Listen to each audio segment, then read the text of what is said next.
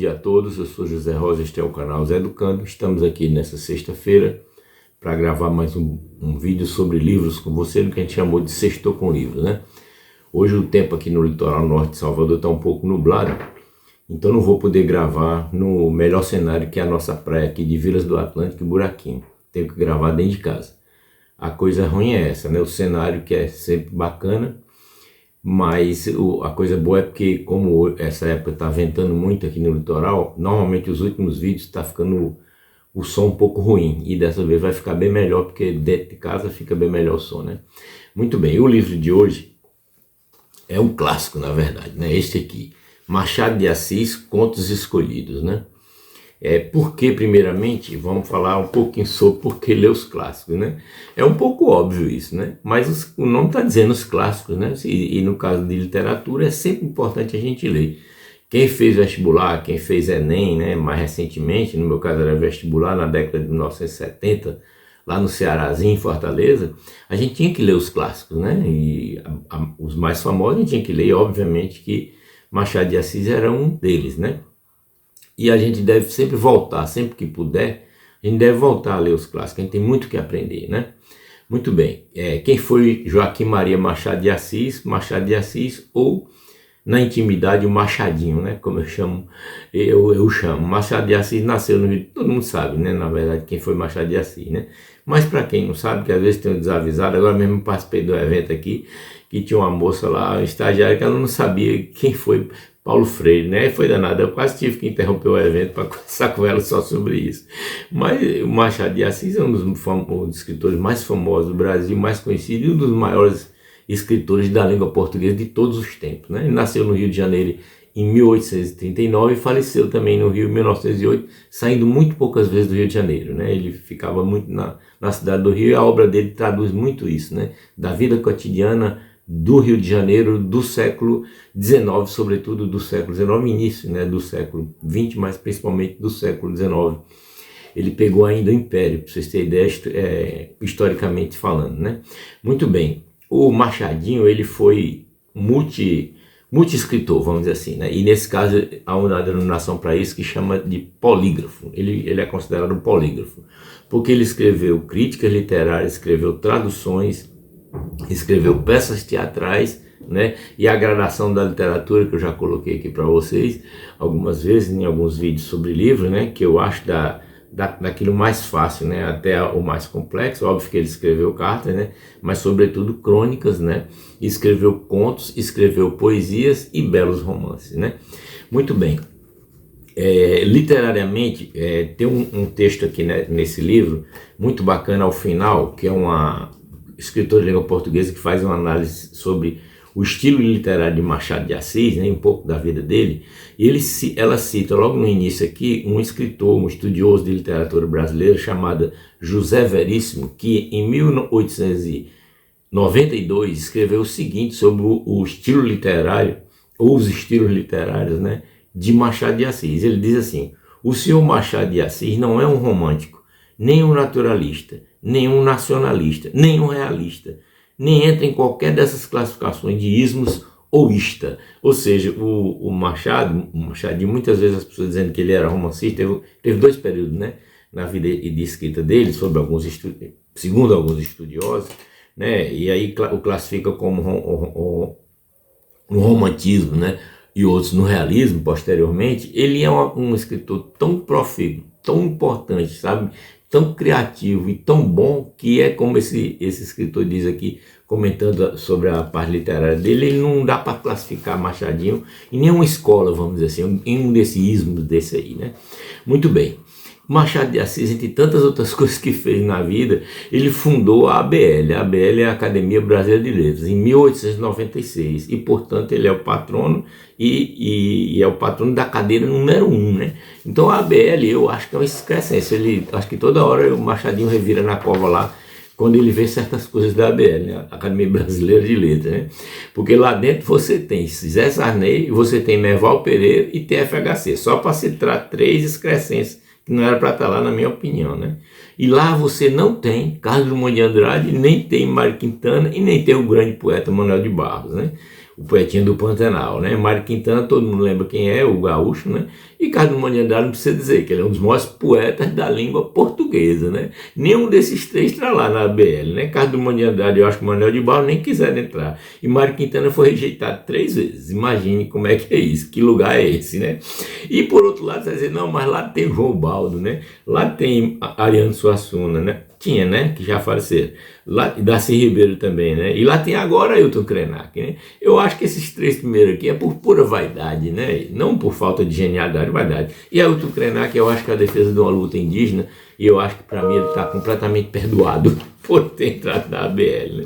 Muito bem, voltando ao Machadinho, então, para finalizar, os livros mais importantes dele, para mim, né? Que ele escreveu uma dezena de livros, né? E várias peças teatrais, e contos, e romance e tal. Mas os livros dele que eu não podia deixar de citar, falando de um livro sobre Machado de Assis, são, o primeiro deles se chama Ressurreição. É um livro ainda do século XIX, escreveu no século XIX, e que eu fiz um comentário aqui recentemente sobre esse livro, né? Numa dessas sextas-feiras nossas. Chama Ressurreição. Eu vou colocar na descrição desse livro, desse vídeo, quem quiser dar uma olhada nesse outro vídeo sobre esse primeiro livro, Machado de Assis, pode dar uma olhada lá nesse vídeo, também é vídeo curto de 10 minutos, que eu acho que ficou bacana, né? Muito bem, então você tem lá a sequência, Memórias Póstumas de Brás Cubas, que é um clássico dele, né? Fantástico esse livro, né? Tem ainda Quincas Borbas, Esaú e Jacó, Memorial de Aires, e para citar o último aqui, Dom Casmurro, né? Dom Casmurro é um livro tão bom que é estudado nas escolas até hoje pelos jovens, né, e tudo, e ninguém sabe até hoje se houve realmente uma traição entre Capitu e Bentinho, ou quem foi que foi traído, quem não foi traído. É uma trama tão bem escrita que até hoje perdura a dúvida e ninguém consegue explicar, né? Quer dizer, Machadinho foi fantástico, né? E para terminar essa parte de Machadinho e entrar um pouquinho no livro, eu queria mostrar para vocês o que é que Woody Allen, olha só, Woody Allen, todo mundo conhece o Woody Allen, né? Famoso cineasta norte-americano, famosíssimo, fez várias peças e vários filmes, né? E o que é que o Woody Allen diz a respeito de Machado de Assis? Olha só, em maio de 2011, nesse livro tem no finalzinho dele, né, esse comentário, em maio de 2011, né, portanto não faz muito tempo, o consagrado cineasta norte-americano Woody Allen foi convidado pelo periódico inglês The Guardian a listar os livros mais influentes de sua vida, olha só, e dentre eles lá está Memórias Póstumas de Brás Cubas, sobre o qual o Woody Allen afirma: eu fiquei chocado o quão charmoso e incrível era. Eu não pude acreditar que ele viveu há tanto tempo. Você poderia pensar que ele escreveu ontem. É tão moderno. É uma obra muito original. Palavras de Woody Allen. Quer dizer, o Machadinho ele foi um escritor, né, um escritor reconhecido mundialmente, né? Um fantástico isso. Pena que não muitas pessoas leem, né, o Machado de Assis ou revivem a leitura dele, os clássicos, eu chamo de os clássicos.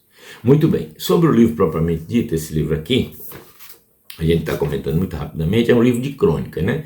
Esse livro essa edição que eu tenho foi publicada em 2012, né, pela editora Martin Claret, e é tipo um livrinho de bolsos, né? Eu chamo livrinho, mas não é pejorativo, né, gente? Por favor, carinhosamente, vamos dizer assim. Ele é uma coleção de 30 contos, sabe? E assim, tem alguns aqui que eu assim, fiquei realmente muito, muito ligado, muito apaixonado pelos os contos, né? São 30, é óbvio que eu vou dar uma pincelada só nos que eu gostei mais, vamos dizer assim. E tem um que eu vou destacar que é muito interessante. Então aqui você tem Missa do Galo, Conto de Escola, Teoria do Medalhão, O Espelho, A Causa Secreta, O Segredo do Bonzo, O Caso da Vara e, por fim, A Igreja do Diabo. Muito bem, esses contos eles são recheados de coisas hilárias, né, e que é o humor próprio, né, do Machadinho, né, e de coisas enigmáticas, e a gente aprende bastante com isso. Obviamente, isso é um livro escrito por um mestre, né, um escritor do século XIX, tem várias palavras que a gente não vai entender, né? A gente de hoje não vai entender. Então tem que recorrer ao dicionário, ou então as notas de rodapé, que tem várias aqui para explicar um outro trecho, uma outra palavra, né, do livro. Muito bem, agora o último conto, ele é simplesmente fantástico, né? Chama A Igreja do Diabo, é dividido em 3 partes, de uma ideia mirífica, depois Entre Deus e o Diabo, e depois a boa nova aos homens. Então assim, não vou contar, né, a vocês isso aqui, ainda tem a última parte que se chama Franjas e Franjas. É óbvio que eu não vou contar o conto, senão perde a graça, né? Quem conta um conto aumenta um ponto, aquela coisa toda, mas não vou. Eu vou só mostrar para vocês assim, rapidamente, né? Isso aqui me lembrou muito José Saramago, mas muito, muito o Evangelho segundo Jesus Cristo, né? Não sei se, aliás, não é contemporâneo, com certeza, é depois, né? Talvez o Saramago tenha se inspirado um pouco nesse conto, a gente nunca sabe, não é verdade? Mas esse conto, assim, rapidamente, houve um encontro do diabo com Deus e o diabo revoltado, chateado, porque aqui só tem igreja, ou a maioria dela no tempo, né, naquele momento fictício, ficcional aqui, era de Deus, e ele queria uma igreja aqui na terra, né? Discutiu com Deus bastante isso, e Deus disse, não, tá bom, vou deixar você com essa igreja lá na terra. E aí o diabo veio e montou a igreja aqui na terra, desceu, montou a igreja na terra.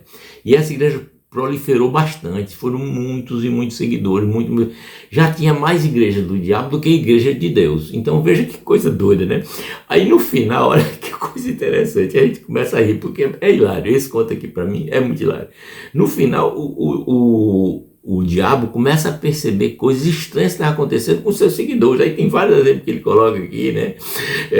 De pessoas que eram fazendo coisas ruins, mas por debaixo do pano fazendo coisas boas, como se fossem coisas boas, coisas proibidas, né? Fugindo do que o diabo dizia, pregava na igreja dele. Então ele começava a ajudar os pobres, começava a doar dinheiro, começava a ajudar os doentes, começava a fazer caridade. Os discípulos do diabo nessa igreja do diabo, sabe? Aí quando o diabo se apercebeu disso, ficou revoltado, aí foi lá no céu conversar com Deus, e aí Deus deu a explicação. Aí é que é fantástico isso aqui, que você vê toda a verve de Machado de Assis e o conteúdo que está por trás do que ele coloca, né? Às vezes num conto bem simples como esse, né? Mas muito interessante que a gente consegue pensar, né? Então ele diz assim, ó, esse diálogo, né, quando o diabo retorna para Deus para reclamar disso agora, né? Aí ele diz assim, ó, voou de novo ao céu o diabo, né?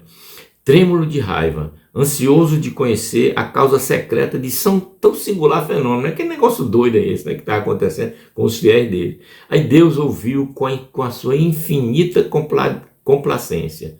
Não o interrompeu, não o respondeu, não triunfou sequer daquela agonia satânica.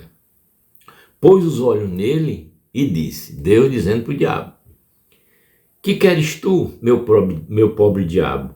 As capas de algodão têm agora franjas de seda, como as de veludo tiveram franjas de algodão. Que queres tu? É a eterna contradição humana. Eu achei esse negócio assim simplesmente fantástico, sabe, gente? Então eu convido vocês a voltar aos clássicos, né?